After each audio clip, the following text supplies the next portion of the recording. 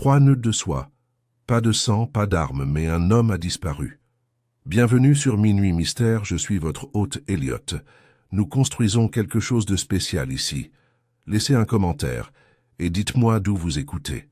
J'aime vraiment avoir de vos nouvelles, cela donne vie à ce mystère. Commençons. C'est par une matinée d'octobre d'une grisaille banale, alors qu'un épais brouillard automnal recouvrait les rues de Londres, que je me suis retrouvé dans les limites familières du 221B Baker Street. Holmes, comme toujours, était une figure à la fois sereine et pleine d'énergie, son regard perçant scrutant déjà les colonnes du Fouestandis, qu'une faible volute de fumée s'échappait de sa pipe et montait en spirale vers la lumière du gaz. « Vous avez été à Marylebone » a-t-il remarqué sans lever les yeux. « En effet, » dis-je en retirant mes gants, « comment as-tu, vos bottes ne sont humides que sous la semelle et portent une saleté rougeâtre particulière, caractéristique du pavage de Seymour Street, et la légère odeur de châtaigne grillée indique une rencontre avec le marchand ambulant qui occupe habituellement le coin près de Devonshire Mews. Je ne pouvais m'empêcher de sourire, comme je l'avais fait 100 fois auparavant, devant sa clarté de pensée sans effort. Avant que je puisse commenter davantage, Madame Hudson est entrée avec un petit paquet, soigneusement emballé dans du papier brun et scellé avec une cire violette inconnue. Ceci est arrivé il y a moins de 5 minutes, Monsieur Holmes. Pas d'adresse de retour, dit-elle en le posant sur la table. L'intérêt de Holmes, jusque-là mijoté, s'éveilla visiblement. Il retourna le paquet entre ses longs doigts, renifla la cire et sortit une petite loupe de la poche intérieure de sa robe de chambre. Avec la plus grande précaution, il trancha l'opercule et déplia le contenu avec la délicatesse d'un chirurgien.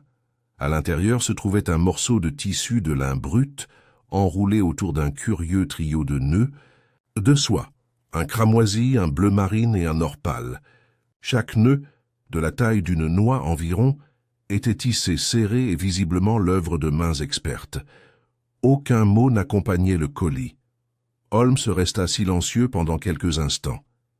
Il examina les nœuds un à un, les retournant dans sa paume puis les tint à la lumière comme s'il cherchait une écriture cachée.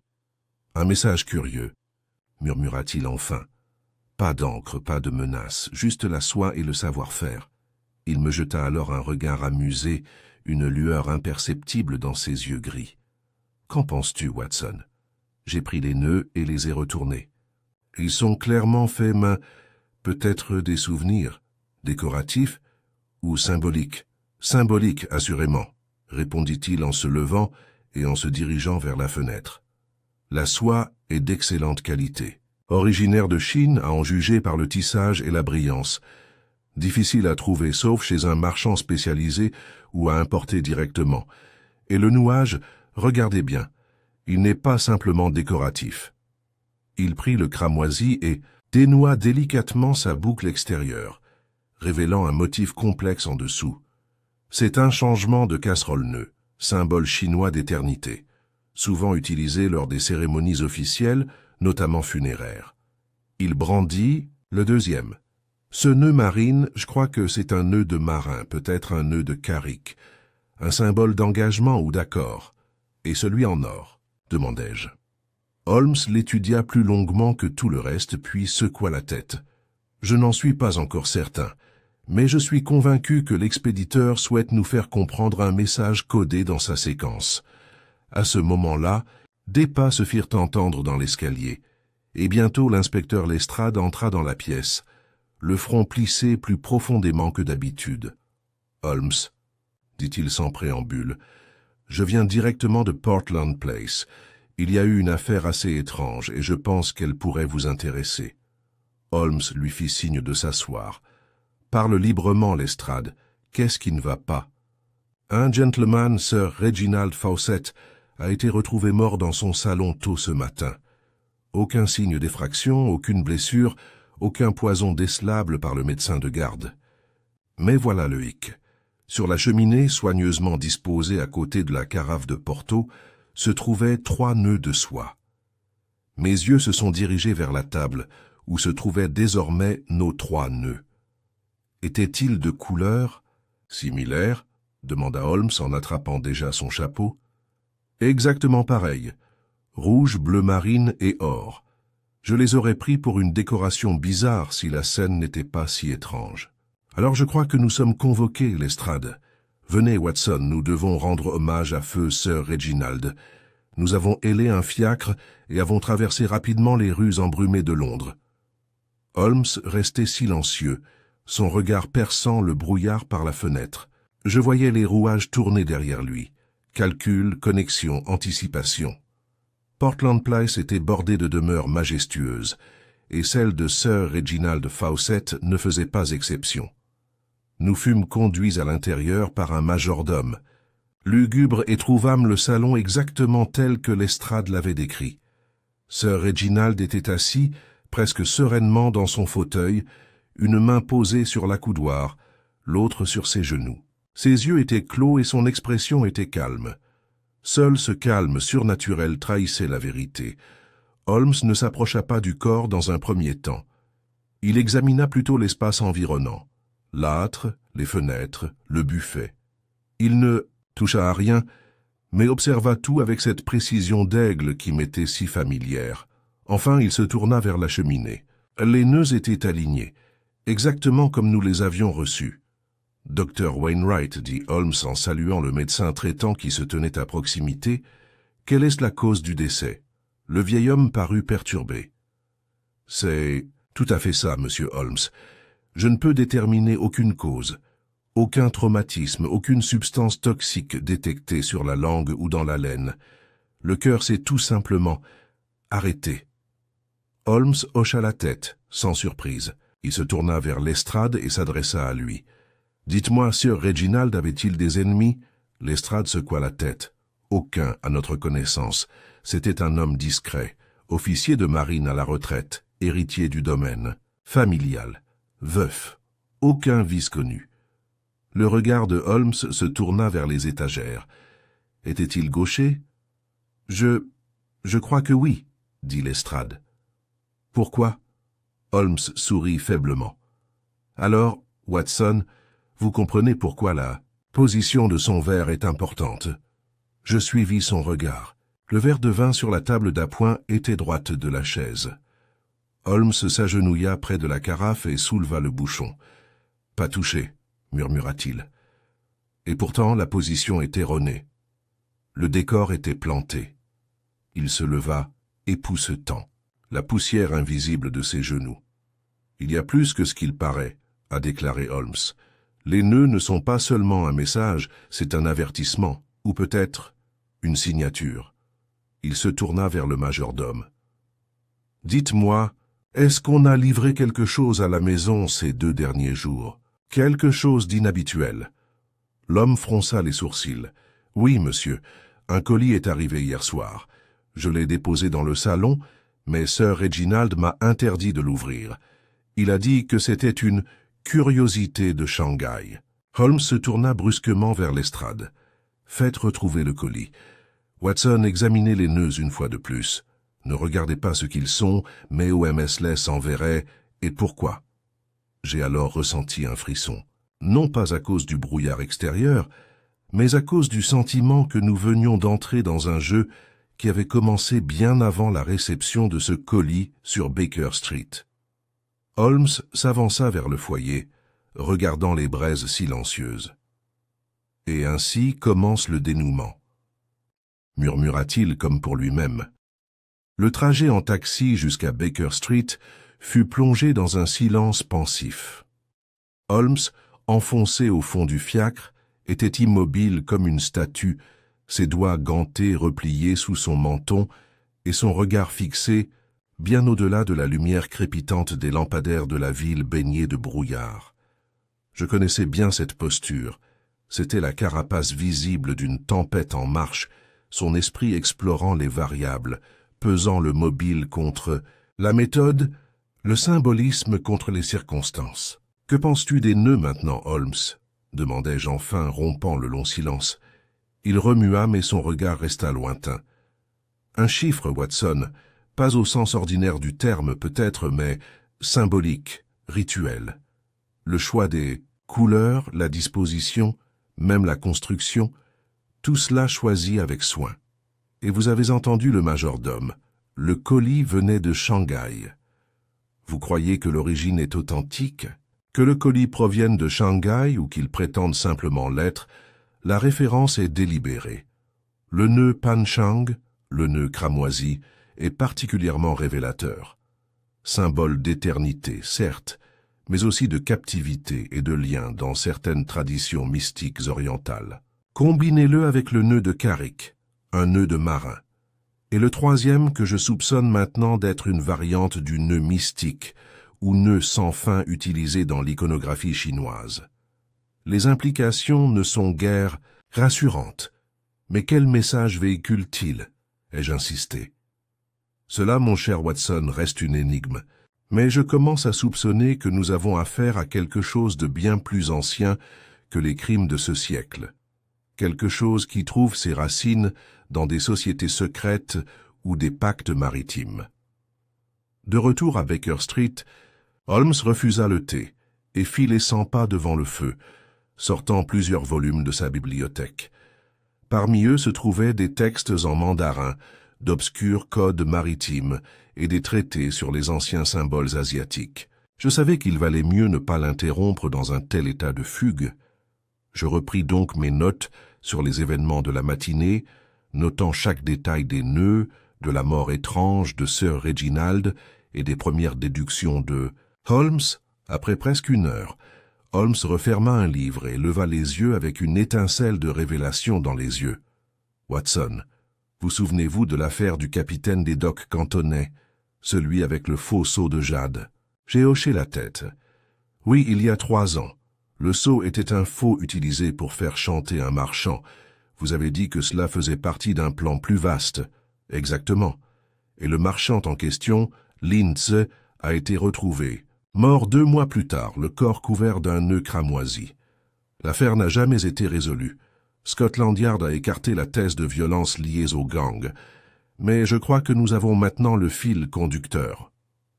Holmes sortit, tint dossier une coupure de journal défraîchie et me l'attendit. Le titre disait « Mort mystérieuse sur les quais de Limehouse », un symbole retrouvé près des lieux. Il y avait une photographie d'un nœud de soie rouge bien serré, presque identique à celui que nous avions reçu. L'article ne mentionnait aucune effraction, aucune lutte, seulement la présence du nœud et l'absence d'indices. « Tu penses que ça fait partie du même schéma ?» demandai-je, intrigué. « Oui, et remarquez ceci, Watson. Les 2 victimes étaient des marins. Lindsay était courtier maritime, et Sir Reginald, comme nous le savons, était un officier à la retraite. Si le 3e nœud suit le même schéma, alors nous sommes face à une séquence. 3 nœuds, 3 victimes. À ce moment-là, un coup frappa à la porte et interrompit nos pensées. Madame Hudson entra avec une carte de visite sur un plateau d'argent. Holmes la prit et lut à voix haute « Mademoiselle Abigail Thorne. Je ne connais pas son nom. »« Mademoiselle Thorne veut vous voir, monsieur, » dit Madame Hudson. « Elle insiste sur l'urgence. » Holmes redressa son col et hocha la tête. « Faites-la entrer. » Quelques instants plus tard, une jeune femme entra, pâle et visiblement secouée, ses mains gantées et tremblantes, tandis qu'elle retirait son voile. Elle était habillée à la mode mais sans ostentation, probablement de la haute bourgeoisie, avec l'allure d'une personne élevée pour garder son calme en public. « Monsieur Holmes, dit-elle d'une voix basse mais ferme, je suis venu au sujet des nœuds de soie. » L'expression de Holmes restait impénétrable, mais j'ai vu une lueur de satisfaction derrière ses yeux. « Veuillez vous asseoir, mademoiselle Thorne, et commencez par le commencement. » Elle s'est perchée au bord de la chaise, serrant fermement ses mains. « Il y a 3 nuits, j'ai trouvé un paquet dans le tiroir de ma coiffeuse. Il n'y était pas la veille, j'en suis certaine. Je vis seule, et ma femme de chambre, qui travaille chez moi depuis des années, jure n'avoir rien vu d'inhabituel. À l'intérieur se trouvait un simple nœud de soie bleu marine et un bout de papier avec une phrase que je n'ai pas comprise. Le pacte demeure. » Holmes se pencha légèrement en avant. « Vous n'êtes pas allé voir la police ? J'avais peur que ça paraisse fou. Mais ce matin, j'ai appris la mort de Sir Reginald Fawcett. Je le connaissais, monsieur Holmes. C'était mon parrain. Quand j'ai vu que 3 nœuds de soie avaient été retrouvés sur les lieux, j'ai su que je devais venir. « Avez-vous apporté le nœud ?» demanda Holmes. Miss Thorne fouilla dans son sac à main et en sortit une petite pochette en satin. À l'intérieur se trouvait un carrick band parfaitement dessiné, identique par sa forme et sa teinte à celui de la cheminée de Sir Reginald. Holmes le prit avec révérence, l'examinant à la loupe. Puis il leva les yeux. « Mademoiselle Thorne, avez-vous connaissance de l'histoire de votre parrain avec l'Est ?» Elle hésita. Seulement le peu qu'il a partagé. Il a servi à bord d'un vapeur britannique dans les mers de Chine à la fin des années 1870. Mais il parlait rarement de ces années. Un jour, il a évoqué un incident survenu dans un comptoir près de Ningbo et a dit qu'il valait mieux l'oublier. « Je crois que nous sommes en train de découvrir quelque chose de longtemps enfoui, » dit Holmes. « Il ne s'agit pas seulement de vengeance, mais de rituel, de châtiment symbolique. Votre nœud n'est pas une menace, mademoiselle Thorne, c'est un signe. Un marqueur? Pourquoi je n'en suis pas encore certain, mais je soupçonne que ce n'est pas vous qui êtes en danger, mais quelqu'un d'autre. Le destinataire final, peut-être. Le 3e nœud. » Holmes se leva brusquement et se tourna vers moi. « Watson, allez chercher Bradstreet à Scotland Yard. Je veux que tout le personnel naval lié à Sir Reginald soit immédiatement retrouvé.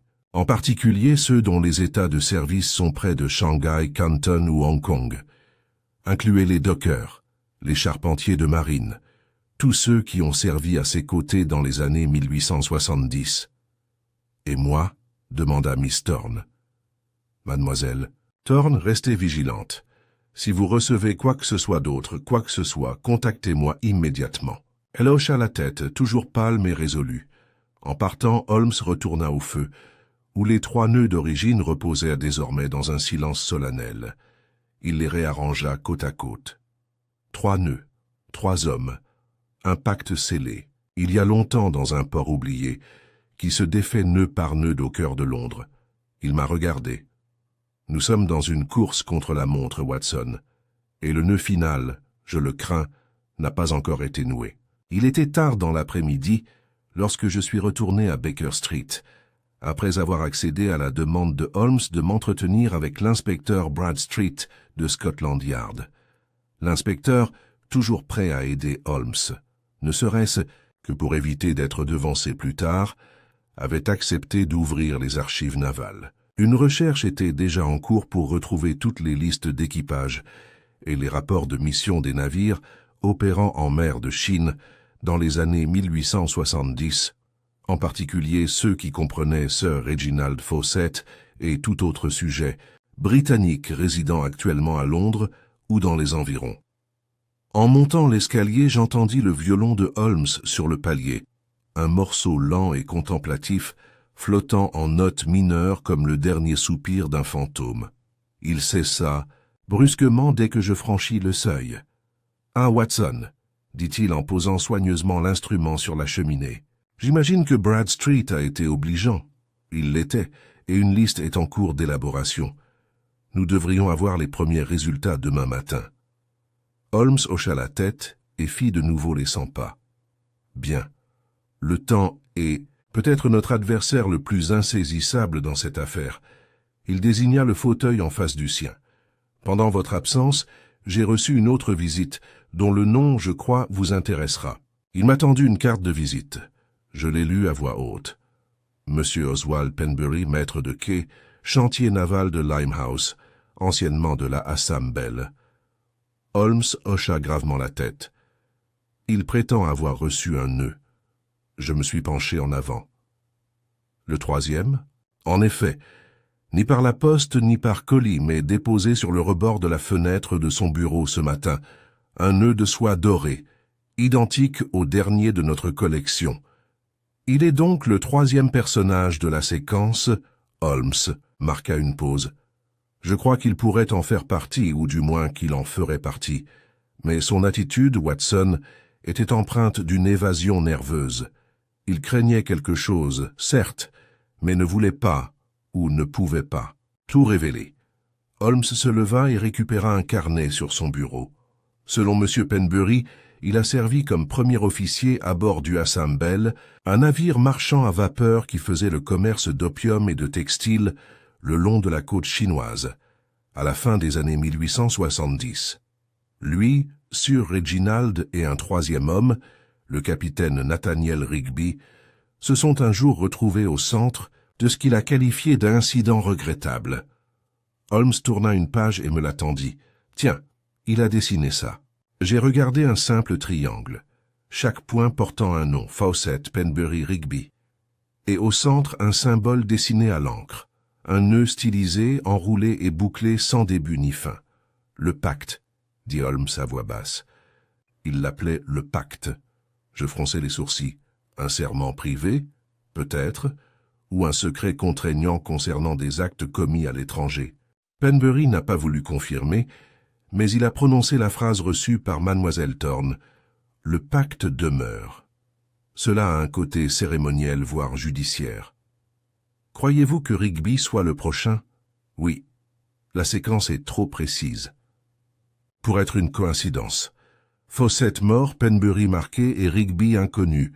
C'est notre prochaine quête. À ce moment précis, Madame Hudson réapparut avec un télégramme. Holmes le prit et le déplia rapidement, parcourant son bref contenu. Ses yeux se plissèrent. À Monsieur Sherlock Holmes, Baker Street, Nathaniel Rigby, résidence actuelle, Grey. Mews, Belgravia, retraité, mauvaise santé, confiné à son domicile. Bradstreet Holmes jeta le papier sur la table. Nous y allons immédiatement. Le brouillard s'était épaissi à notre arrivée à Belgravia, projetant son habituel voile, spectral sur les réverbères et les rues pavées. Grey Mews était une impasse tranquille, abritant d'élégantes maisons de ville, de celles dont la richesse se signalait par sa sobriété, hautes portes, heurtoirs impeccablement polis et fenêtres ornées de rideaux de dentelle.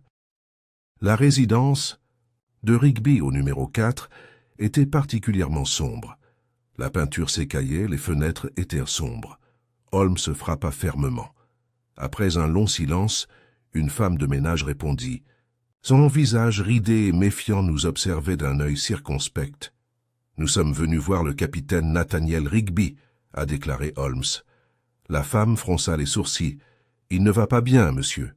Je suis au courant. Je dois lui parler brièvement de toute urgence. » Elle hésita, mais quelque chose dans la voix de Holmes la força à céder. « Très bien, mais seulement pour quelques minutes. Le médecin dit que toute agitation pourrait aggraver son état. » On nous fit monter un escalier étroit et entrer dans une pièce faiblement éclairée, aux lourds rideaux tirés pour nous protéger du soleil. Un feu crépitait dans l'âtre. Dans un fauteuil était assis un vieil homme, enveloppé d'une couverture de laine. Son visage était pâle, sa silhouette décharnée, mais ses yeux exprimaient une lucidité perçante et fiévreuse. « Capitaine Rigby », dit Holmes à voix basse, « je suis Sherlock Holmes, je suis venu pour les nœuds. » Rigby pencha légèrement la tête. Une ombre passa sur son visage. Il ricana, un son sec et brisé. « Alors ils sont venus me chercher. »« Qui ?» demanda Holmes en s'approchant. « Qui est-ce qui est venu ?» Rigby toussa violemment. C'était un bruit terrible. La gouvernante fit mine d'intervenir, mais Holmes leva la main.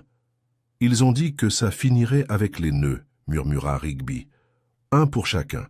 Nous avons conclu le pacte avec sang et soie, il y a des années à Ningbo, et nous l'avons rompu dès que nous avons quitté ces quais. Dites-moi tout, » insista Holmes. « Des vies en dépendent. » La main de Rigby tremblait lorsqu'il glissa la main sous la couverture et en sortit un petit paquet. À l'intérieur se trouvait le nœud de soie dorée. Il le tenait comme un objet sacré. « C'était une exécution, » murmura-t-il. « Un contrebandier chinois. Nous l'avons surpris en train de voler notre cargaison. Les habitants ont réclamé justice. Mais nous, Fawcett, Penbury et moi, nous l'avons livré sans procès. Pas à la police, à la société de la bobine infinie. Nous pensions que c'était une punition. Mais c'était un rituel. Ils l'ont noyé dans le port, lui ont noué de la soie dans la bouche, et on nous a fait jurer. Il toussa de nouveau, le souffle court. 3 témoins, 3 secrets, et 3 nœuds, si le vœu est rompu. Qui a envoyé les nœuds maintenant? Insista Holmes. La voix de Rigby se réduisit à un murmure. Le fils. Je ne connais pas son nom. Il aurait 35. Sans aujourd'hui. Ils l'ont marqué à l'époque, le garçon. Ils lui ont coupé l'oreille pour qu'il n'oublie jamais. Savez-vous où il pourrait être? Rigby secoua simplement la tête. Holmes recula lentement. Je crains que cet homme n'en ait pas fini, murmura-t-il, et Penbury n'est pas en sécurité. En quittant la maison, l'air extérieur était devenu glacial. Holmes s'arrêta sur le pas de la porte et se tourna vers moi. Demain, Watson, nous retournons à Limehouse. C'est sur les docks que tout a commencé. Et là, au milieu de la fumée, de la marée et de l'ombre, je crois que nous trouverons la vérité, enveloppée non seulement de soie, mais aussi de vengeance. Le lendemain matin de notre visite au capitaine Rigby, Holmes et moi nous rendîmes à Limehouse, sous un ciel gris plombé. L'air était chargé d'humidité et imprégné d'une légère odeur âcre de fumée de charbon. Un voile de brouillard, s'enroulant en volute autour des péniches amarrées et des entrepôts branlants. C'était un lieu suspendu entre 2 mondes, où les rythmes de l'Orient s'infiltraient sous la soie et les épices, pour être ensuite engloutis par la suie et la crasse des bas-fonds londoniens. Nous traversâmes Narrow Street et entrâmes dans Limehouse Yard par un portail rouillé, dont les gonds grinçaient en signe de protestation. Une série de hangars s'étendait devant nous, leur bois noirci par le temps et le sel, et au-delà la Tamise paresseuse miroitait faiblement dans l'obscurité. Holmes, marchant d'un pas rapide, la tête basse, se tourna vers moi. Penbury est en danger, Watson. Et pourtant, il cache quelque chose d'essentiel. J'espère que sur son propre terrain, il sera moins sur ses gardes. Les hommes en disent plus lorsqu'ils sont entourés des ombres qu'ils connaissent. Nous entrâmes dans le bureau, une structure exiguë avec une porte tordue et des murs tapissés de cartes maritimes. Une odeur de saumure et de tabac imprégnait l'air. Oswald Penbury leva les yeux de son bureau délabré, où il prenait des notes dans un registre. « De retour, monsieur Holmes », dit-il avec un sourire crispé. « Je savais que vous le seriez. » Holmes resta immobile. « Le capitaine Rigby est vivant, mais à peine. Il m'a parlé du pacte, du garçon, de l'exécution à Ningbo. » Penbury se figea, le visage décoloré. « Il vous l'a dit, n'est-ce pas? »« Oui, et que chacun de vous, Fawcett, Rigby et vous-même, était lié non seulement par le secret, mais aussi par la culpabilité. Et maintenant, vous êtes marqué à votre tour. » Penbury se leva et se dirigea vers la fenêtre, les épaules affaissées. « On pensait que c'était fini, » dit-il d'une voix rauque. « On était des imbéciles. On était des hommes effrayés. On faisait des choix qu'on n'avait pas le droit de faire. Ce garçon, il n'avait pas plus de 10 ans. Je me souviens encore de son cri. « Vous vous souvenez de son nom ?» demanda Holmes sèchement. Penbury hésita, puis secoua la tête. « Non, les anciens de la société l'appelaient l'écouteur. Il ne parlait jamais. Ils disaient que sa langue avait été arrachée par une lame britannique. Peut-être vrai, peut-être une légende.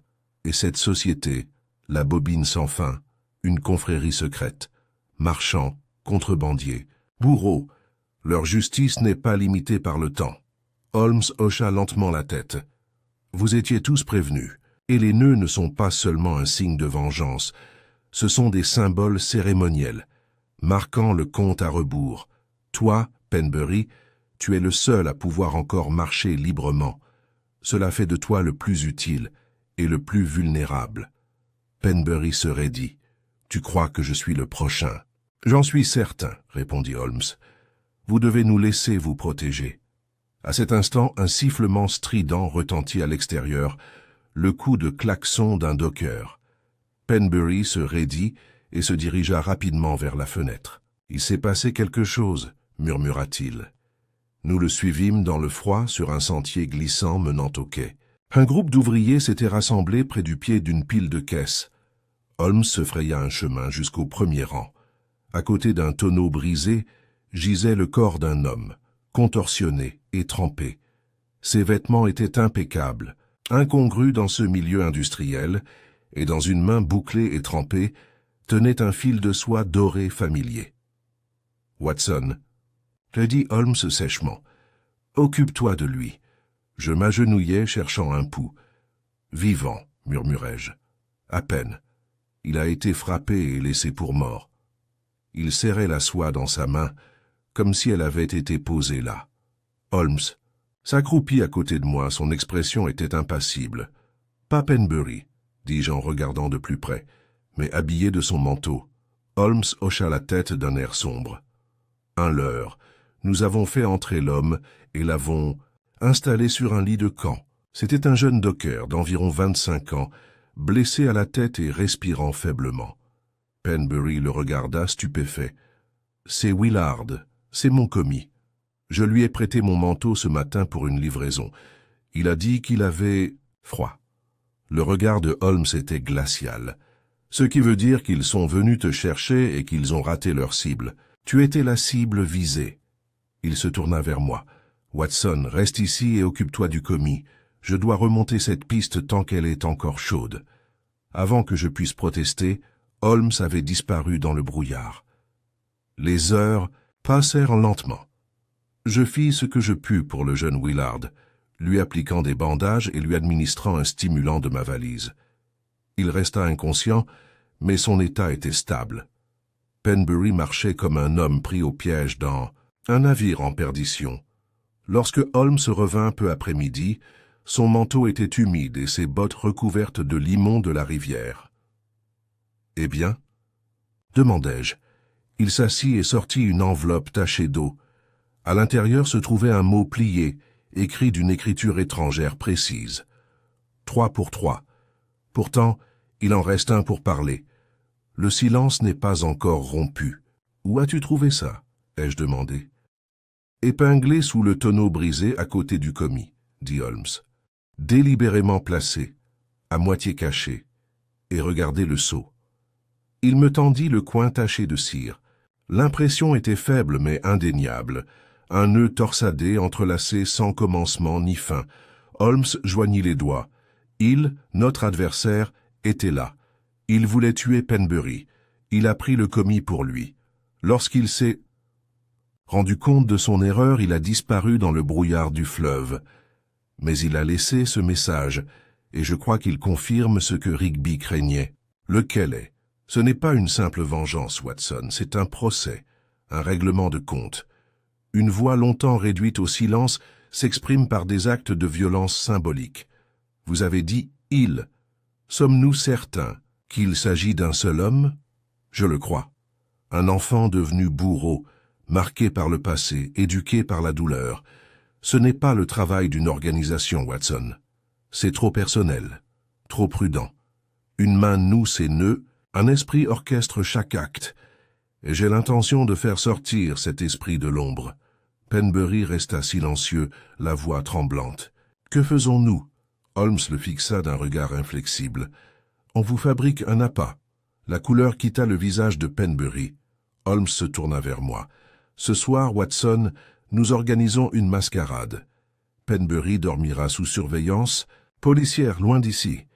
Mais un leurre prendra sa place et le piège sera tendu. » Je fixai Holmes. « Tu crois qu'il reviendra si tôt ? Il le doit. Son rituel a été interrompu. Son jugement est resté inachevé. La soie doit être nouée, le silence doit être rompu, et j'ai l'intention d'être là quand il viendra terminer son nœud. » Ce soir-là, le brouillard était de ceux qui enveloppent la Tamise comme un voile de deuil, dense, collant, enveloppé d'un froid glacial qui s'insinuait jusqu'aux moelles. Les lampadaires ne projetaient qu'un halo faible à quelques mètres dans toutes les directions, et les pavés de Limehouse brillaient sous le bec de gaz d'un éclat huileux. C'est dans cette obscurité oppressante que Holmes a tendu son piège. Limehouse. Yard avait été évacué sur ordre de Holmes. Penbury avait été emmené sous escorte policière quelques heures plus tôt, et se trouvait désormais en sécurité dans un appartement surveillé près de Kensington Gardens. À sa place, un des hommes de l'inspecteur Bradstreet, un agent nerveux nommé Merriman, portait désormais le manteau et la casquette de Penbury. Ses ordres étaient simples: emprunter le même chemin à la même heure et s'attarder près du même tas de caisses où l'attaque contre Willard avait eu lieu. De notre position cachée, dans l'ombre d'un entrepôt abandonné de l'autre côté, du quai je pouvais apercevoir la silhouette de Merriman arpentant les caisses basses. Holmes était accroupi à côté de moi, à peine visible dans son manteau sombre, le regard fixe, sans ciller. « Il viendra », murmura Holmes, « ne serait-ce que pour accomplir ce qu'il croit être son dernier acte. Un homme obsédé par le rituel ne supporte pas la perturbation. »« Tu t'attends à ce qu'il frappe vite ?» murmurai-je. « Non, » répondit Holmes, « il est trop réfléchi pour cela. Il observera, il attendra d'avoir des certitudes. Mais le brouillard l'enhardira. Le rituel exige de l'intimité. La soie ne se délivre pas par balle, elle se pose à la main. » Pendant 1 heure, nous restâmes immobiles, le seul bruit étant le cliquetis occasionnel des gréements des navires, amarrés, et le cri lugubre d'une corne de brume provenant de l'autre rive. Puis, soudain, Holmes se raidit. Sa main se referma sur mon avant-bras. « Regarde là !» siffla-t-il. À travers la brume tourbillonnante, une silhouette se détacha de l'allée derrière les caisses, une ombre parmi les ombres, évoluant, avec une immobilité étrange. L'homme ne portait pas de chapeau, ses cheveux noirs bouclés et humides sur son crâne, et son manteau, long et de coupe étrangère, pendait comme un linceul. Son visage était obscurci, mais sa posture irradiait la tension, l'assurance de celui qui frappe avec détermination. Il se rapprocha de Merriman, qui s'appuyait nonchalamment contre la caisse, feignant le désintérêt. Holmes se déplaçait, à la vitesse de l'éclair.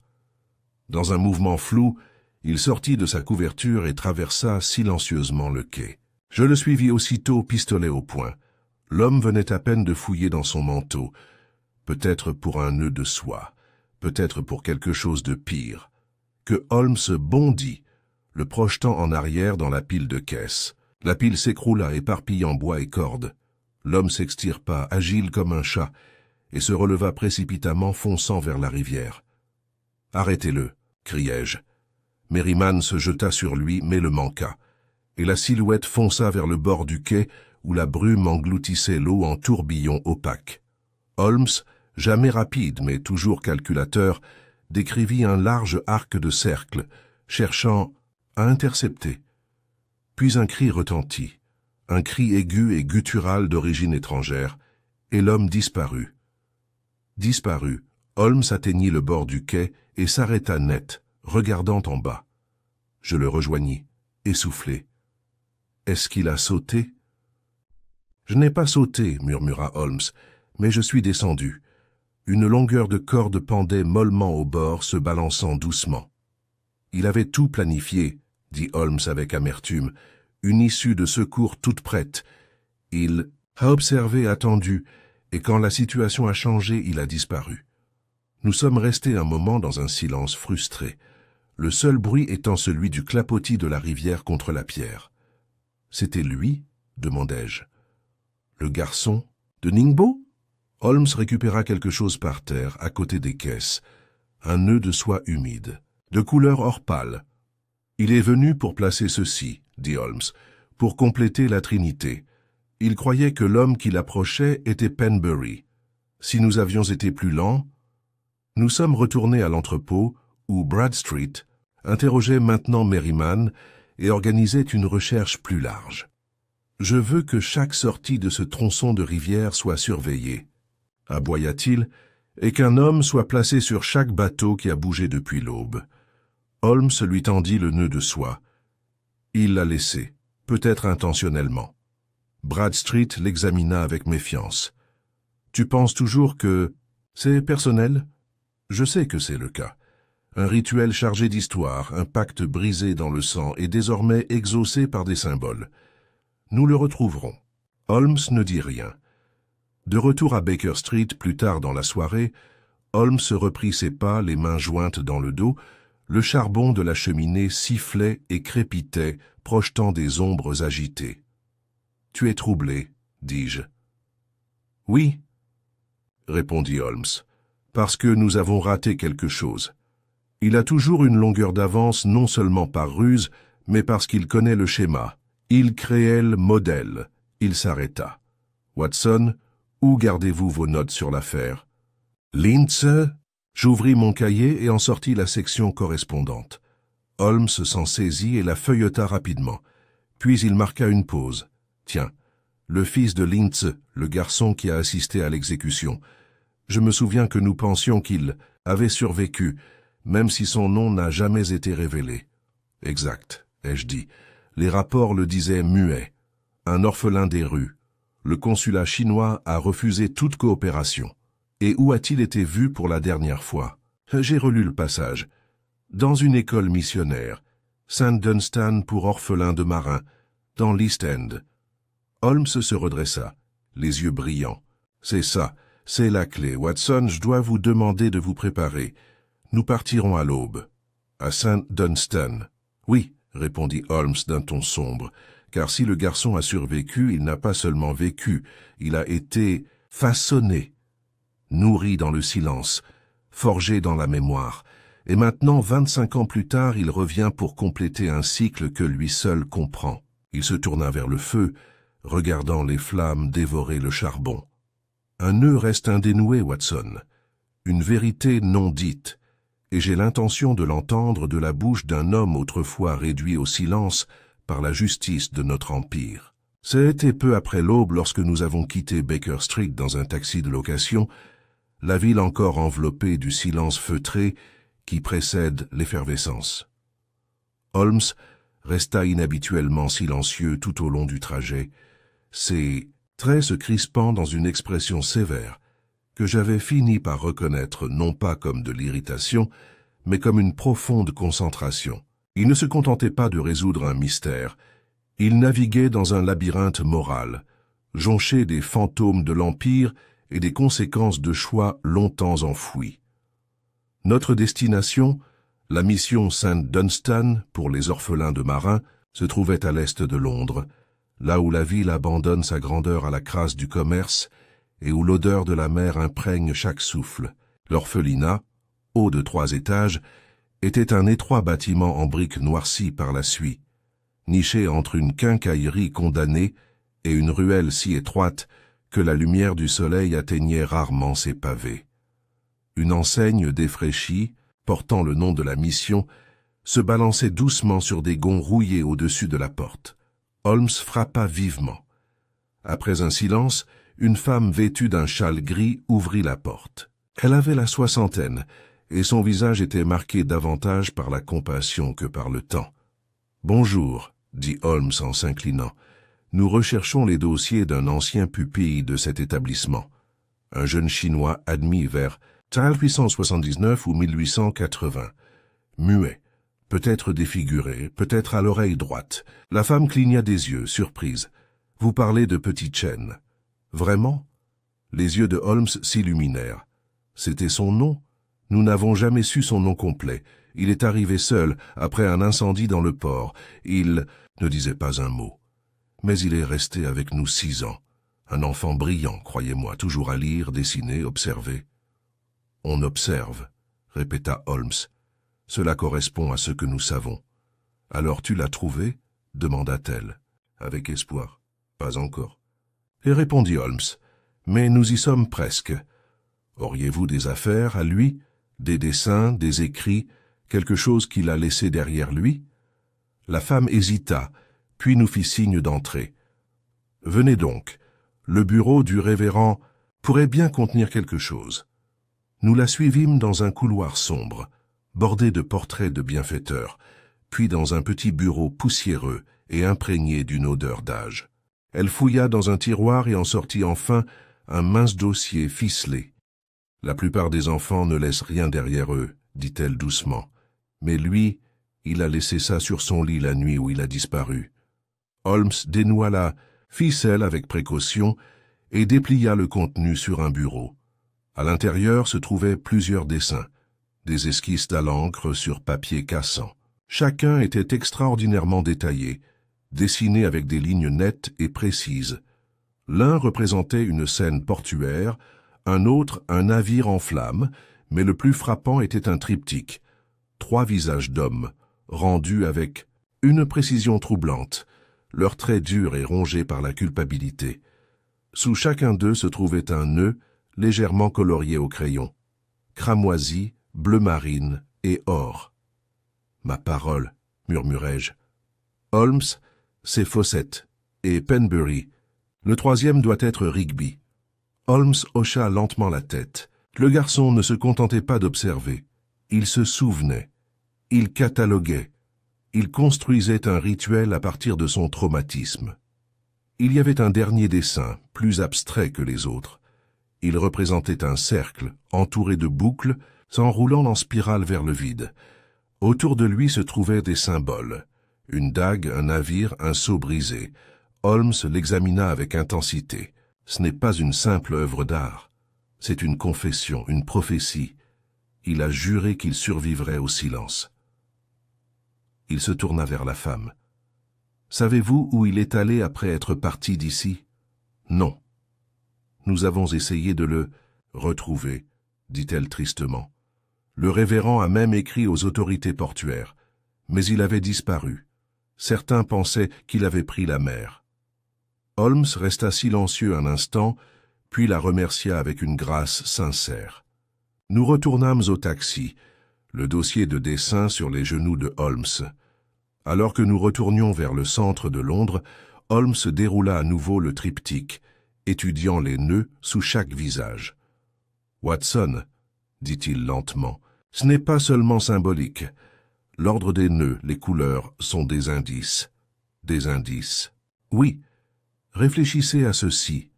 Le nœud rouge, l'éternité, fut envoyé à Fawcett, le chef, peut-être, celui qui avait initié le pacte. Le nœud bleu marine, celui qui lie, fut envoyé à Penbury, celui qui resta attaché à la mer. Le nœud d'or, le nœud mystique, le plus complexe, était destiné à Rigby, celui qui portait la plus profonde culpabilité. Et celui que le garçon portait cette nuit-là. Holmes fouilla dans son manteau et en sortit le nœud de soie humide récupéré sur les quais de Limehouse. Encore une pièce d'or, mais inachevée. Je le fixai. Inachevé? Holmes le brandit.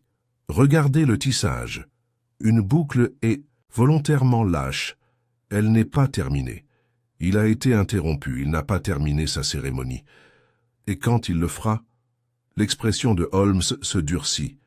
Alors le cycle prend fin, et je crains que l'acte final n'ait des conséquences irréversibles. Nous sommes arrivés à Baker Street peu avant midi. En montant l'escalier, Madame Hudson nous a accueillis avec un mot.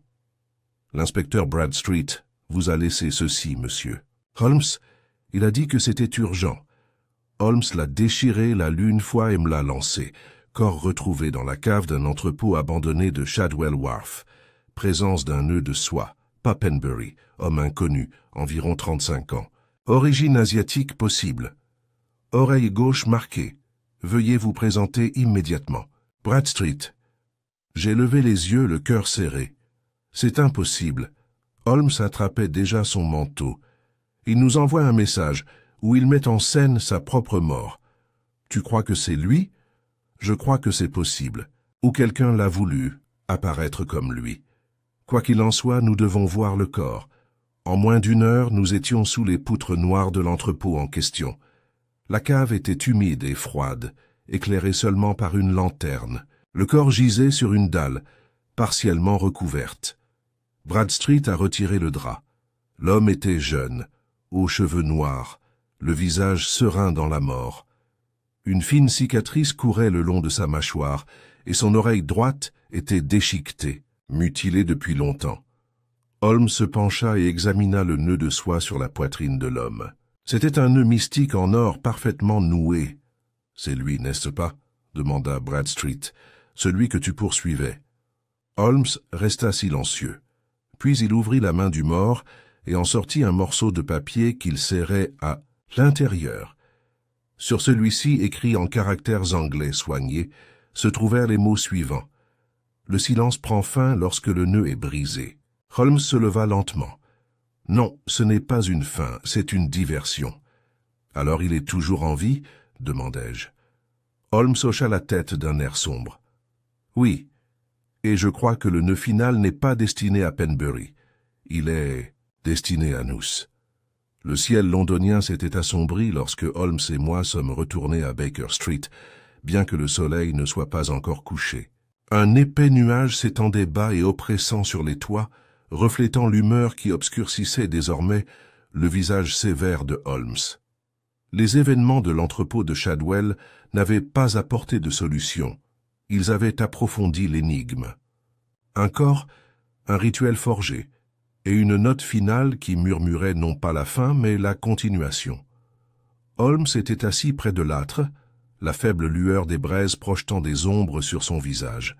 Il n'avait pas parlé depuis près de 20 minutes. Je m'affairai à trier les papiers sur la table basse, des croquis de l'orphelinat, mes notes de cas et le morceau de parchemin récupéré des mains du défunt. Ces mots me hantaient encore.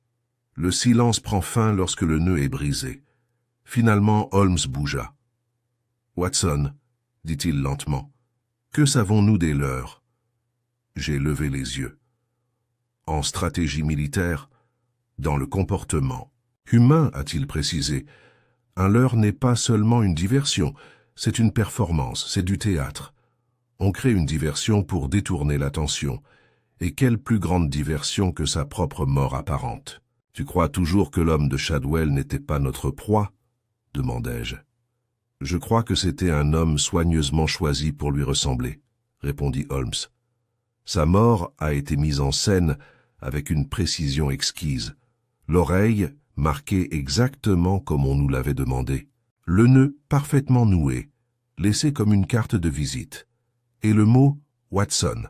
Réfléchissez-y. Pourquoi un homme qui a si délibérément évité toute communication directe laisserait-il soudain un message écrit? Je fronçai les paumes. Sourcils. Ça semble trop simple. Holmes hocha la tête. Exactement. Trop lisible. Trop explicite. Notre mystérieux homme ne s'exprimait que par symboles, par le silence. Et voilà qu'il écrit soudain en anglais de la reine. C'est une incohérence. Et les incohérences, Watson, sont mon invitation. Il se leva brusquement et récupéra le croquis du triptyque à l'orphelinat. Nous devons nous demander, qu'est-ce qui reste inachevé? Le cycle, répondis-je. 3 nœuds, 3 victimes. Mais non, corrigea Holmes en tapotant le croquis. 3 nœuds, oui, mais 4 hommes. Fawcett, Rigby, Penbury et le garçon. J'ai compris. Tu crois qu'il s'est ajouté au cycle? Exactement. Dans son esprit, le rituel ne peut prendre fin tant qu'il n'a pas disparu, ou peut-être tant qu'il n'a pas été vu. Holmes se tourna vers moi, la voix plus basse. Watson, ce n'est plus un homme en quête de vengeance. C'est quelqu'un qui est poussé par le sens. Le rituel a dépassé la vengeance. Il est devenu une identité. Et l'identité construite sur le silence et le traumatisme est toujours fragile. Il se dirigea vers la fenêtre, tirant le rideau pour contempler le crépuscule sombre. « Il a simulé sa mort », murmura Holmes, et ce faisant, il s'est rendu invisible. Cette invisibilité est synonyme de pouvoir, mais le pouvoir exige une audience, et c'est ainsi, Watson, que nous le retrouverons. J'ai attendu, sachant qu'il valait mieux ne pas interrompre sa pensée en formation. Il veut nous faire croire que le spectacle est terminé. Mais les acteurs ont soif de reconnaissance. Si nous annonçons la fin trop tôt, si nous déclarons « le cycle clos », il reviendra pour prouver le contraire. Tu veux l'appâter? Je veux dire invitez-lui. Pour nous forcer à saisir le 4e nœud. En moins d'1 heure, Holmes avait dicté une brève déclaration publique à la presse que l'Estrade avait accepté à contre-cœur de publier par l'intermédiaire du Evening, standard par les voix officielles de la police. Les récentes morts rituelles de Sir Reginald Fawcett, du capitaine Nathaniel Rigby et de la tentative de meurtre d'Oswald Penbury seraient terminées avec la découverte d'un suspect décédé à Shadwell Wharf. La présence du troisième nœud de soie, conforme au schéma observé, suggère que la séquence a suivi son cours. La police considère désormais l'affaire comme close.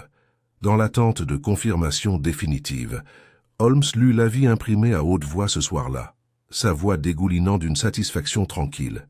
« Il lira ceci, dit-il, et il sera enragé. Dans son esprit, le cycle ne peut être fermé par des inconnus, lui seul peut le compléter. Nous n'avons pas eu à attendre longtemps. 2 nuits plus tard, sous un rideau de pluie printanière, un messager arriva à Baker Street avec un mot. Il ne portait aucun nom de destinataire, seulement un message très bref, soigneusement calligraphié. « Vous fermez ce que vous ne comprenez pas. Venez au début. Minuit, là où le nœud. Oui, réfléchissez à ceci. Le nœud rouge, l'éternité, fut envoyé à Fawcett, le chef peut-être, celui qui avait initié le pacte. Le nœud bleu marine, celui qui lit, fut envoyé à Penbury, celui qui resta attaché à la mer. Le nœud d'or, le nœud mystique, le plus complexe, était destiné à Rigby, celui qui portait la plus profonde culpabilité. Et celui que le garçon portait cette nuit-là. Holmes fouilla dans son manteau et en sortit le nœud de soie humide récupéré sur les quais de Limehouse. Encore une pièce d'or, mais inachevée. Je le fixai. Inachevé? Holmes le brandit. Regardez le tissage. Une boucle est volontairement lâche. Elle n'est pas terminée. Il a été interrompu. Il n'a pas terminé sa cérémonie. Et quand il le fera, l'expression de Holmes se durcit. Alors le cycle prend fin. Et je crains que l'acte final n'ait des conséquences irréversibles. Nous sommes arrivés à Baker Street peu avant midi. En montant l'escalier, Madame Hudson nous a accueillis avec un mot. L'inspecteur Bradstreet vous a laissé ceci, monsieur. Holmes, il a dit que c'était urgent. Holmes l'a déchiré, l'a lu une fois et me l'a lancé. Corps retrouvé dans la cave d'un entrepôt abandonné de Shadwell Wharf. Présence d'un nœud de soie. Pas Penbury. Homme inconnu. Environ 35 ans. Origine asiatique possible. Oreille gauche marquée. Veuillez vous présenter immédiatement. Bradstreet. J'ai levé les yeux, le cœur serré. C'est impossible. Holmes attrapait déjà son manteau. Il nous envoie un message, où il met en scène sa propre mort. Tu crois que c'est lui? Je crois que c'est possible. Ou quelqu'un l'a voulu? Apparaître comme lui. Quoi qu'il en soit, nous devons voir le corps. En moins d'1 heure, nous étions sous les poutres noires de l'entrepôt en question. La cave était humide et froide, éclairée seulement par une lanterne. Le corps gisait sur une dalle partiellement recouverte. Bradstreet a retiré le drap. L'homme était jeune, aux cheveux noirs, le visage serein dans la mort. Une fine cicatrice courait le long de sa mâchoire, et son oreille droite était déchiquetée, mutilée depuis longtemps. Holmes se pencha et examina le nœud de soie sur la poitrine de l'homme. C'était un nœud mystique en or parfaitement noué. « C'est lui, n'est-ce pas ?» demanda Bradstreet. « Celui que tu poursuivais. » Holmes resta silencieux. Puis il ouvrit la main du mort et en sortit un morceau de papier qu'il serrait à l'intérieur. Sur celui-ci, écrit en caractères anglais soignés, se trouvaient les mots suivants « Le silence prend fin lorsque le nœud est brisé ». Holmes se leva lentement. « Non, ce n'est pas une fin, c'est une diversion. Alors il est toujours en vie ?» demandai-je. Holmes hocha la tête d'un air sombre. « Oui, et je crois que le nœud final n'est pas destiné à Penbury. Il est destiné à nous. » Le ciel londonien s'était assombri lorsque Holmes et moi sommes retournés à Baker Street, bien que le soleil ne soit pas encore couché. Un épais nuage s'étendait bas et oppressant sur les toits, reflétant l'humeur qui obscurcissait désormais le visage sévère de Holmes. Les événements de l'entrepôt de Shadwell n'avaient pas apporté de solution. Ils avaient approfondi l'énigme. Un corps, un rituel forgé, et une note finale qui murmurait non pas la fin, mais la continuation. Holmes était assis près de l'âtre, la faible lueur des braises projetant des ombres sur son visage. Il n'avait pas parlé depuis près de 20 minutes. Je m'affairai à trier les papiers sur la table basse, des croquis de l'orphelinat, mes notes de cas et le morceau de parchemin récupéré des mains du défunt. Ces mots me hantaient encore. Le silence prend fin lorsque le nœud est brisé. Finalement, Holmes bougea. « Watson, dit-il lentement, que savons-nous des leurs ?» J'ai levé les yeux.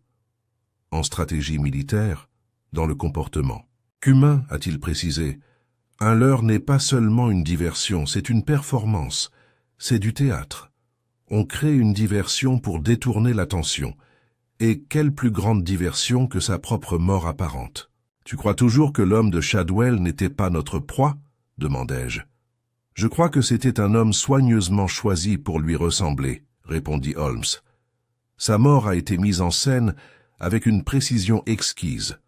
L'oreille, marquée exactement comme on nous l'avait demandé. Le nœud, parfaitement noué, laissé comme une carte de visite. Et le mot Watson. Réfléchissez-y. Pourquoi un homme qui a si délibérément évité toute communication directe laisserait-il soudain un message écrit? Je fronçai les sourcils. Ça semble trop simple. Holmes hocha la tête. Exactement. Trop lisible. Trop explicite. Notre mystérieux homme ne s'exprimait que par symboles, par le silence. Et voilà qu'il écrit soudain en anglais de la reine. C'est une incohérence. Et les incohérences, Watson, sont mon invitation. Il se leva brusquement et récupéra le croquis du triptyque à l'orphelinat. Nous devons nous demander, qu'est-ce qui reste inachevé? Le cycle, répondis-je. 3 nœuds, 3 victimes. Mais non, corrigea Holmes en tapotant le croquis. 3 nœuds, oui. Mais 4 hommes.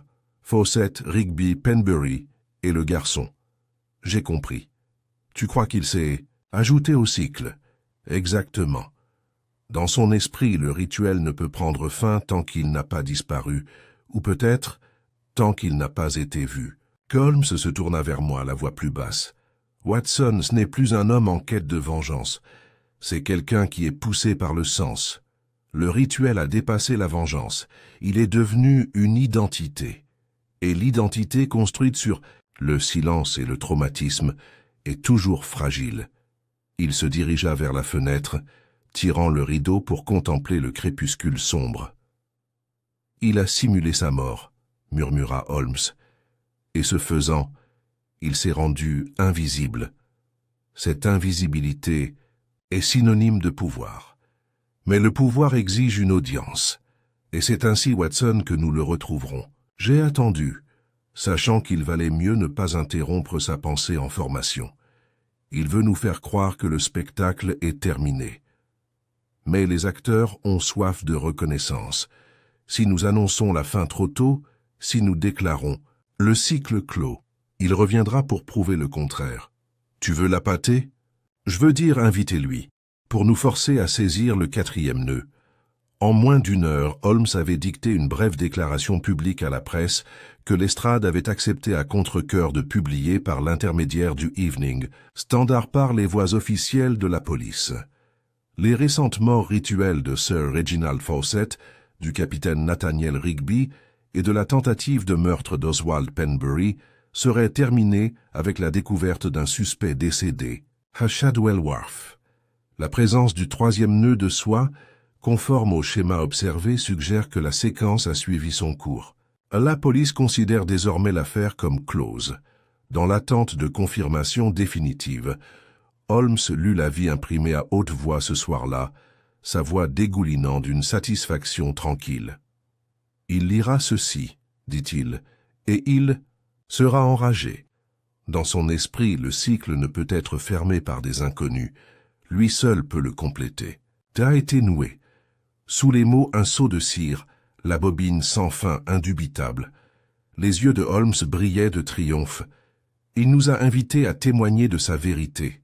Et l'emplacement? Holmes se tourna vers la carte au-dessus de son bureau. Là où le nœud a été noué, c'est pas le salon de Sir Reginald, ni l'orphelinat, ni Limehouse. Non, Watson, les original nœuds. Le pacte, il tapota la carte. Port de Ningbo, 1879.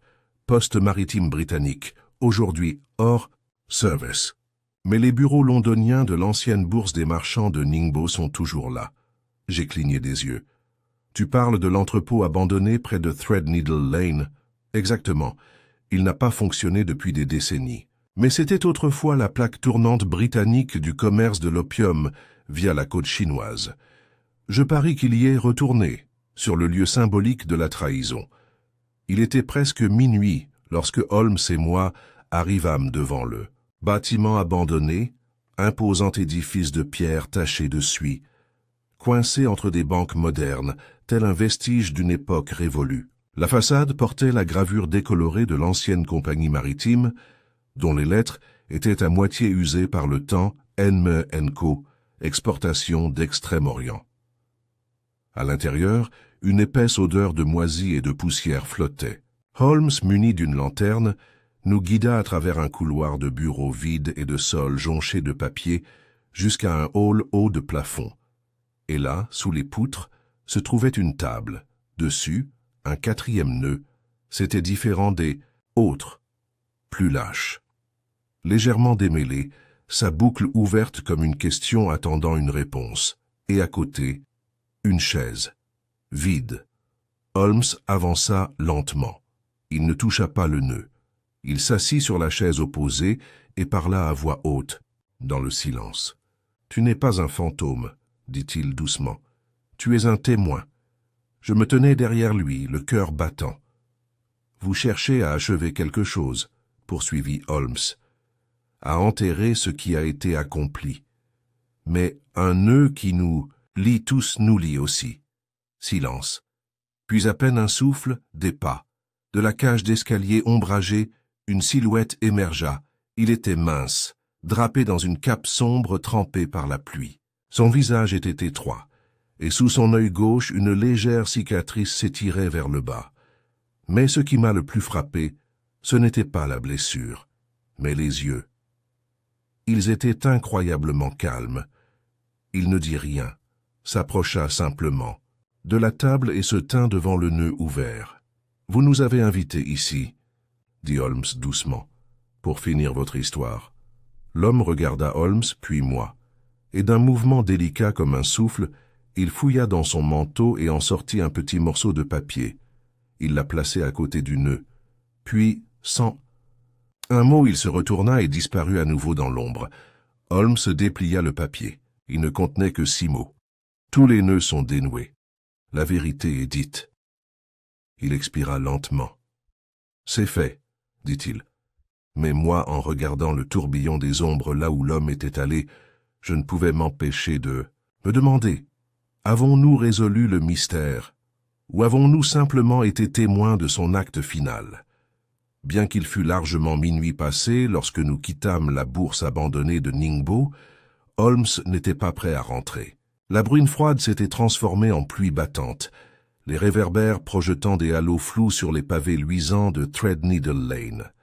Mais Holmes marchait d'un pas vif, le 4e nœud de soie dans la main et le bout de papier contenant ces 6 derniers mots pliés dans son manteau. Tous les nœuds sont dénoués. La vérité est dite. Pour n'importe quel autre homme, cela aurait pu être une conclusion. Mais Holmes, comme je le savais bien, n'acceptait pas les fins qui reposaient uniquement sur des symboles. C'était une scène, dit-il, alors que nous passions sous l'arche de Bishopsgate. Une représentation pour nous. Et comme toutes les représentations, Watson, elle était conçue pour apparaître concluant. « Tu crois qu'il a l'intention de faire autre chose ?» demandai-je. « Je crois qu'il cherche à savoir si nous nous contentons du rituel à la place de la vérité. » Il s'arrêta brusquement devant une entrée latérale des archives municipales, un bâtiment municipal niché derrière Lombard Street. Il sonna la cloche de service avec une assurance qui suggérait une certaine familiarité. Quelques instants plus tard, un gardien aux yeux endormis est apparu. « Monsieur Holmes ?» L'homme cligna des yeux, surpris. « En effet, j'ai besoin d'accéder au registre de la bourse de Ningbo, plus précisément des années 1878 à 1880. Maintenant, s'il vous plaît. » L'homme hésita, jetant un coup d'œil à mon pardessus taché de pluie. « À cette heure-ci, monsieur. » Holmes sortit un billet de banque de la poche de son manteau. L'homme grogna, prit le mot et nous fit entrer. Les archives étaient vastes, silencieuses et froides. Des grains de poussière dansaient à la lumière des lampes, tandis que nous Descendions aux niveaux inférieurs. Là, au milieu de longues étagères de volumes reliés de cuir, Holmes se déplaçait avec une précision étonnante, parcourant les étiquettes et extrayant les volumes d'un mouvement rapide du poignet. Il a sélectionné 3 registres marqués de feuilles d'or ornées, registre NME 1878, Canton, opium et textile. Registre NME 1879, Ningbo, marchandises entrantes et réclamations. Registre NME 1880, journaux disciplinaires, usage interne. Nous les avons déposés sur une grande table en chêne. Holmes a ouvert le registre de 1879 et a commencé à le feuilleter. « Qu'espérez-vous trouver » demandai-je. « Un nom » murmura Holmes. « Un détail. Quelque chose qui ancre notre fantôme dans la réalité. Nous avons suivi la piste de la soie, mais il nous faut maintenant un fil de papier. La bureaucratie n'oublie personne. » Pendant plus d'1 heure, nous avons épluché les entrées. La plupart correspondaient à ce qu'on pouvait attendre. Manifeste. De marchandises, poids, évaluation, tarifs. Mais Holmes tapota brusquement la page. « Tiens, regarde ça. » Il tourna le registre face à moi. L'inscription disait « 22 mars 1879. Mesures disciplinaires. Lin Wen, steward de pont. Incident impliquant un accès non autorisé à une cale réservée. Appréhendé avec des ballots d'opium illicites destinés à Qingdao. Intéressé remis aux autorités locales après arbitrage interne. Témoins et signatures. Reginald Fawcett, Nathaniel Rigby, Oswald Penbury. Lin Wen, dit Holmes d'une voix calme. Pas un contrebandier, mais un intendant. Arrêté, jugé en interne, puis remis, non pas à la police chinoise, mais, selon nos témoignages précédents, à la Société de la Bobine Infinie. Ce qui signifie, dis-je en me penchant plus près, qu'il ne s'agissait pas seulement d'une punition. C'était un bouc émissaire. L'arbitrage interne implique qu'ils ont décidé de sa culpabilité sans inculpation formelle. Holmes se tourna vers le registre de 1880 et parcourut le registre disciplinaire. Là, sur une page fragile, il découvrit qu'une autre entrée mal classée et presque illisible. 1er avril 1880. Rapport de l'envoyé de Shanghai. Incident post-arbitrage. Décès de Lin Wen. Un mineur à charge survit. Rapport médical. Mutilation de l'oreille compatible avec un marquage rituel. Identité du mineur non enregistrée. Holmes tapota la page. Non enregistré, bien sûr. Ils l'ont effacé, même dans les papiers. Ils n'ont laissé aucun nom. Mais quelqu'un à la bourse était au courant. Il ferma le registre et se rassit. « Nous avons maintenant des preuves, » dit-il. « Un nom, une date, le souvenir d'une injustice, gravé non seulement dans la mémoire, mais aussi à l'encre. Mais je soupçonne que le garçon, notre mystérieux noueur, le savait déjà. Ce n'est pas pour... » Lui, je fronçai les sourcils. Et alors, Holmes leva les yeux, le visage soudain sévère. « C'est pour nous, Watson. Il nous a invités à l'échange, non pas pour terminer le rituel, mais pour nous donner autorisation, pour franchir le voile et voir la vérité. » Je repensai à l'homme qui était apparu à la table, silencieux, solennel, déposant son message à côté du nœud inachevé. Cela n'avait pas ressemblé à une conclusion. C'était plutôt un héritage. Holmes se pencha à nouveau en avant. « Watson, et si quelqu'un d'autre connaissait la vérité à l'époque?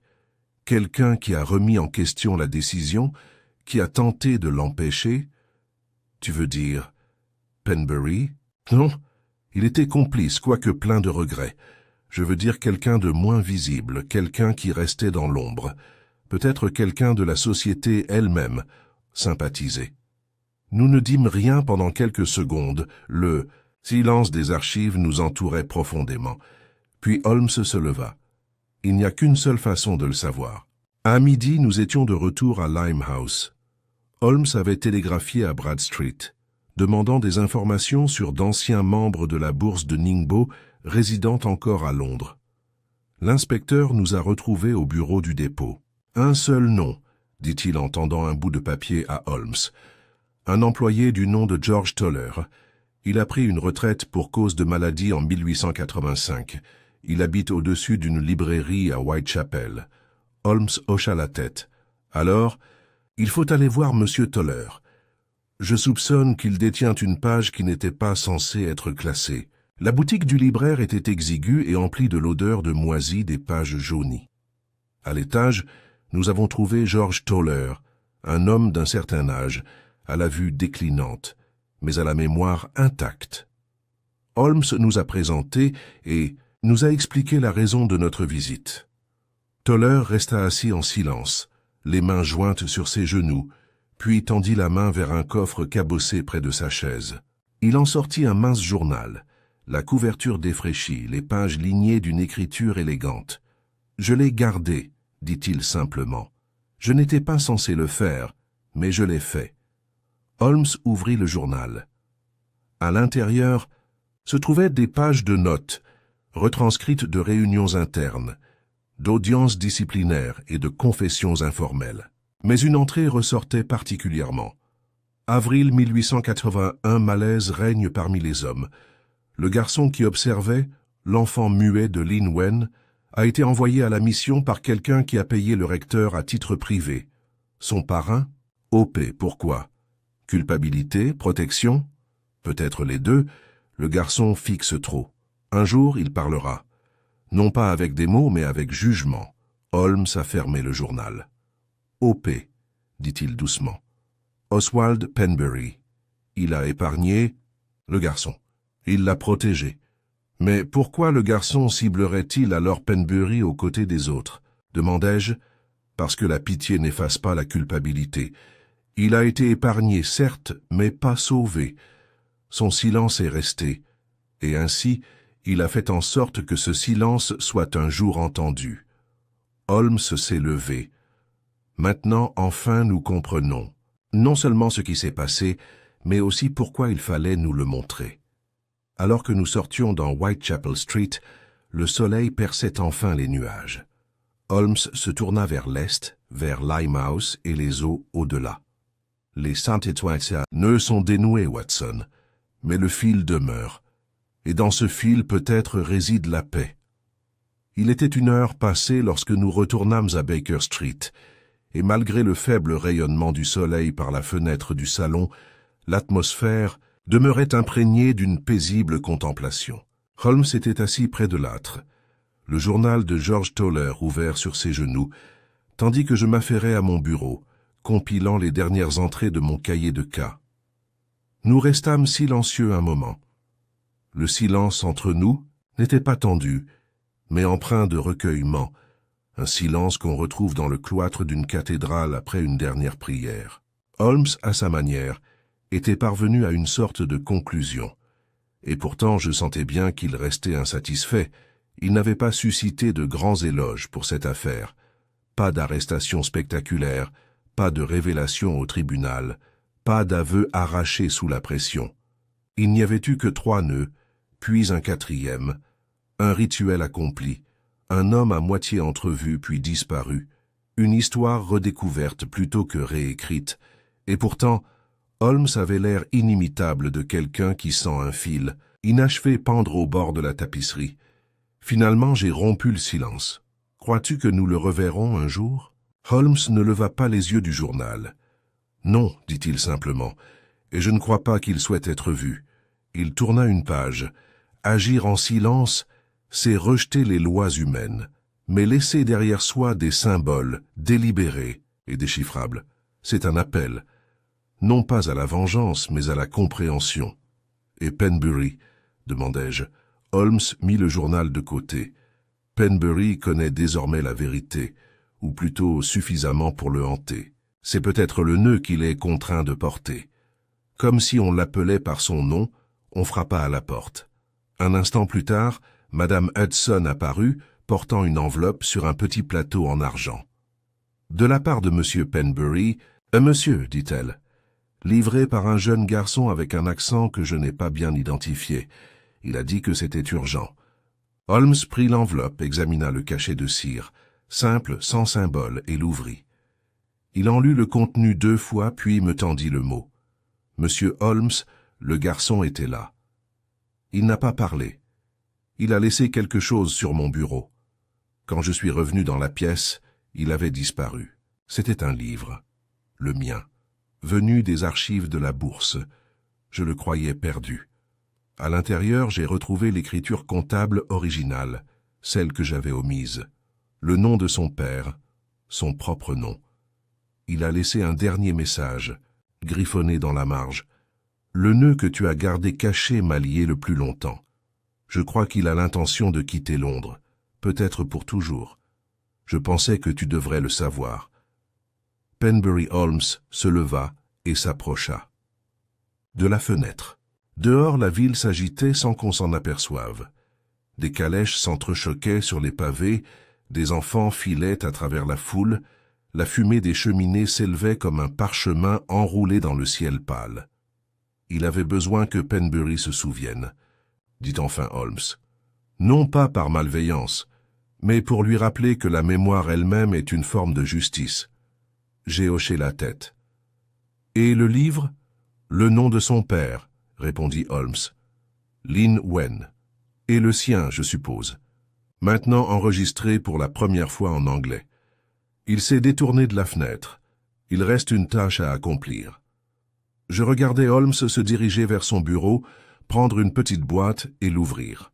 À l'intérieur se trouvait le 4e nœud, celui que nous avions trouvé à la bourse. Encore partiellement défait, sa soie dorée pendait à une extrémité.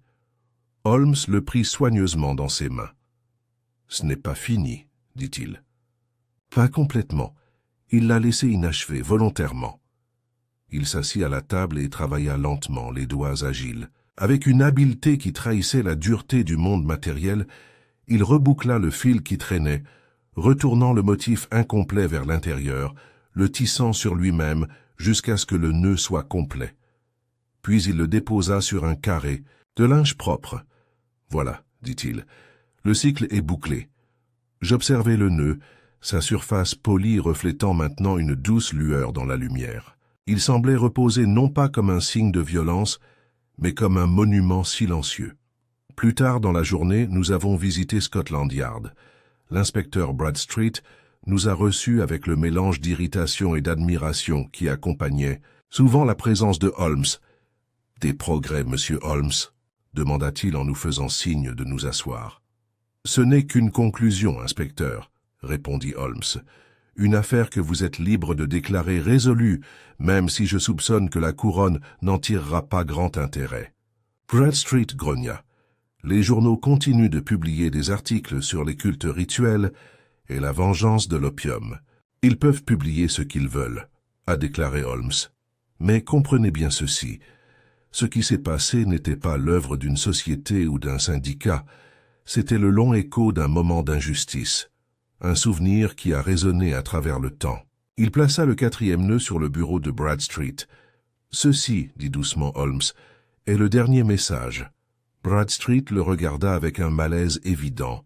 « Qu'est-ce que je suis censé en faire? Conservez-le, ou détruisez-le. Mais conservez-le précieusement.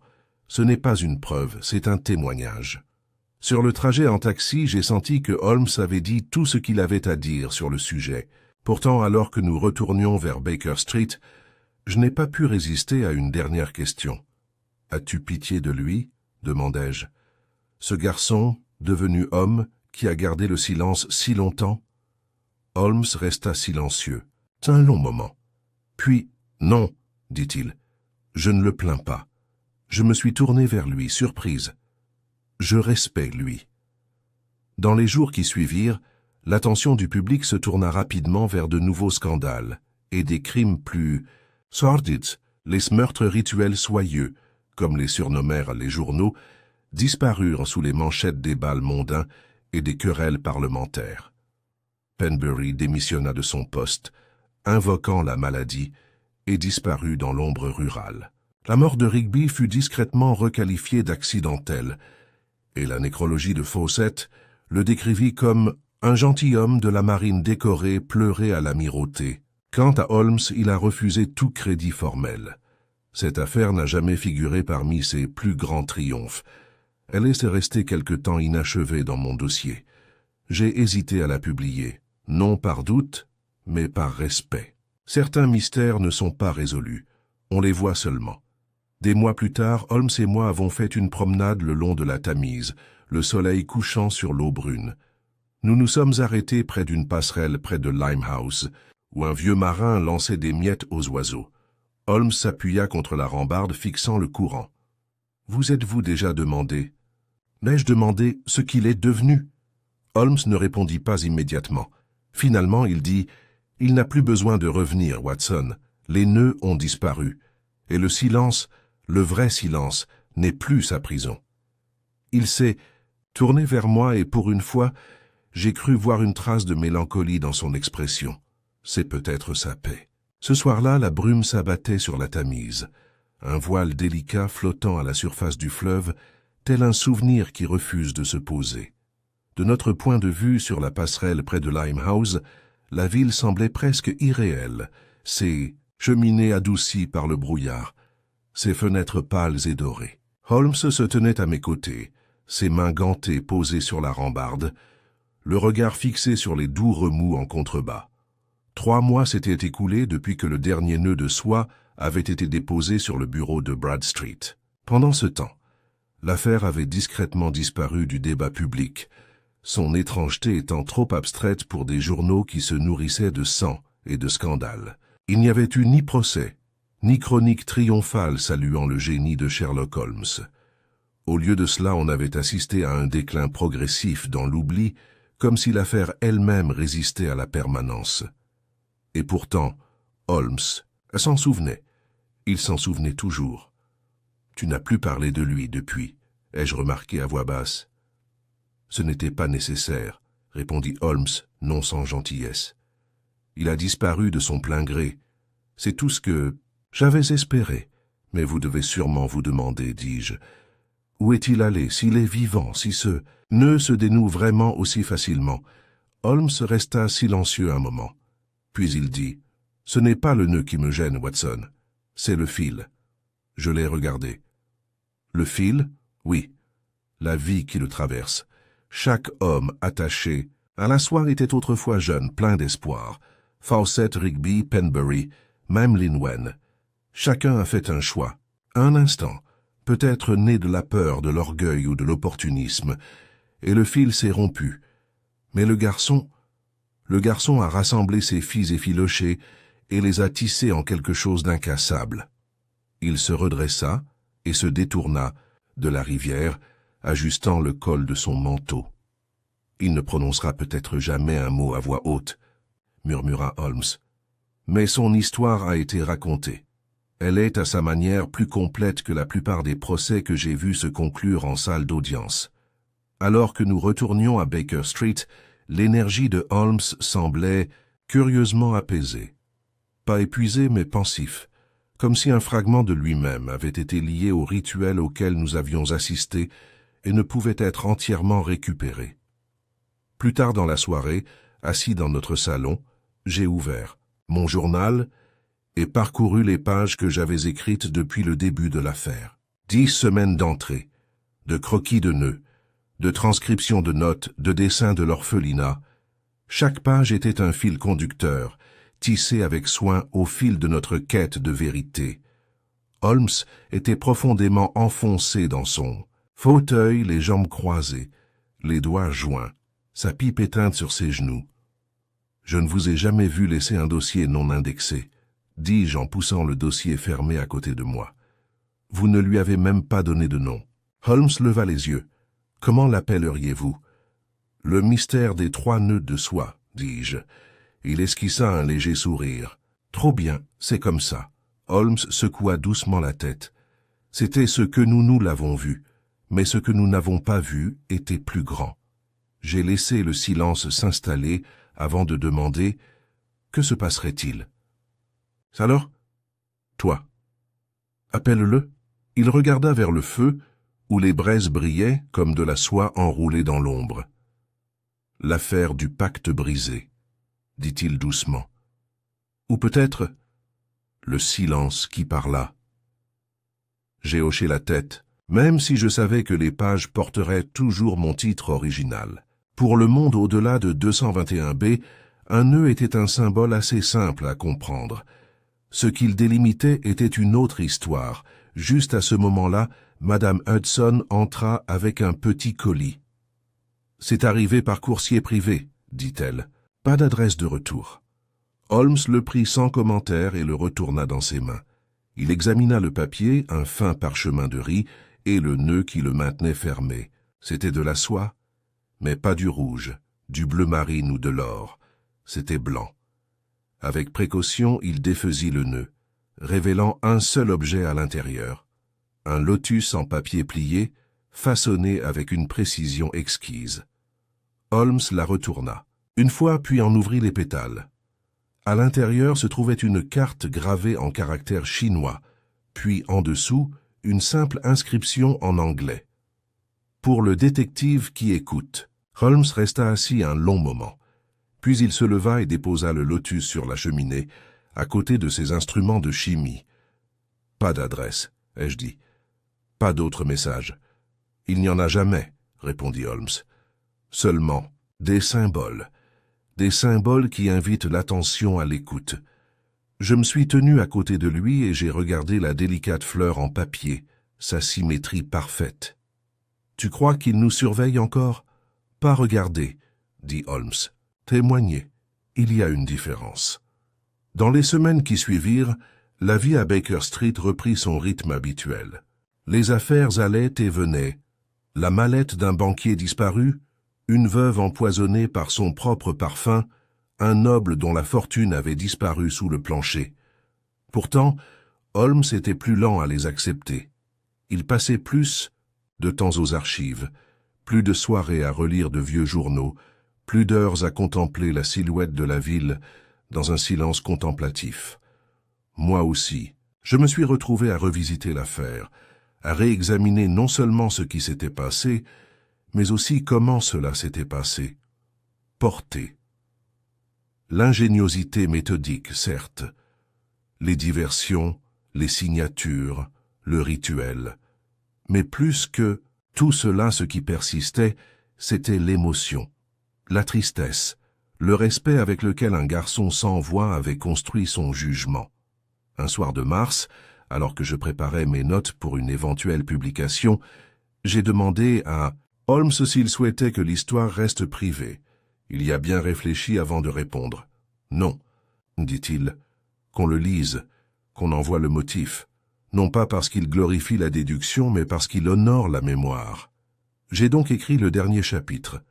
Je ne l'ai pas écrit comme un triomphe, ni comme un avertissement, mais comme un récit, un enregistrement de 4 nœuds de soie, de 3 hommes morts, d'un garçon silencieux, et d'un détective qui, pour une fois, n'a pas résolu un crime. Mais il lui a été permis de comprendre il post-scriptum de l'auteur, raconté par le docteur John H. Watson. Au cours des années qui suivirent, je ne revis plus jamais l'homme que nous avions connu seulement à travers les liens qu'il entretenait. Mais il m'arrivait de recevoir des nouvelles de ports lointains, un don anonyme à une mission de Hong Kong, une fleur en papier plié déposée sur la tombe d'un marin à Southampton, un journal discrètement ajouté à la collection d'une bibliothèque de Singapour, dont le contenu relatait la vie des oubliés et des déplacés. Chacun était, à sa manière, un autre nœud, différent du précédent, mais lié par le même fil. Je crois qu'avec le temps, le monde oubliera peut-être le mystère des 3 nœuds de soie. Mais quelque part, au-delà des limites de l'Empire et du silence,